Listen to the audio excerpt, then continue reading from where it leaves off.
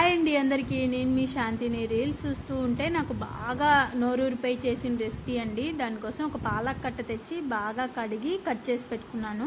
ఇంకొక మిక్సీ జార్లో కప్పు నిండా ఆనియన్స్, వెల్లుల్లి, 2 స్పూన్లు కారం వేసానండి. ఇంకొక స్పూన్ వేసుకున్న కారంగా ఇంకా బాగుండేది అనిపించింది. ఇంక టేస్ట్కి తగినంత సాల్ట్ వేసి బాగా మెత్తగా పేస్ట్ చేసి పెట్టుకున్నాను. స్టవ్ పైన బాండలు పెట్టుకొని ఆయిల్ వేసుకొని మినప్పప్పు, పచ్చెనపప్పు, ఆవాలు, అలాగే ఆనియన్స్, కరివేపాకు, ఎండుమిర్చి, మనం ముందుగా పేస్ట్ చేసి పెట్టుకున్న ఆనియన్ పేస్ట్ వేసి పచ్చివాసన పోయేంత వరకు మంచిగా ఫ్రై చేసేసుకొని దాంట్లోనే మనం ముందుగా తరిగి పెట్టుకున్న ఈ పాలక్ అంతా వేసేసి బాగా మంచిగా కలిపేసుకోవాలండి. ఒక 10 నిమిషాలు మీడియం ఫ్లేమ్లో మగ్గనిచ్చామంటే పాలాకు వెల్లుల్లి కారం రెడీ.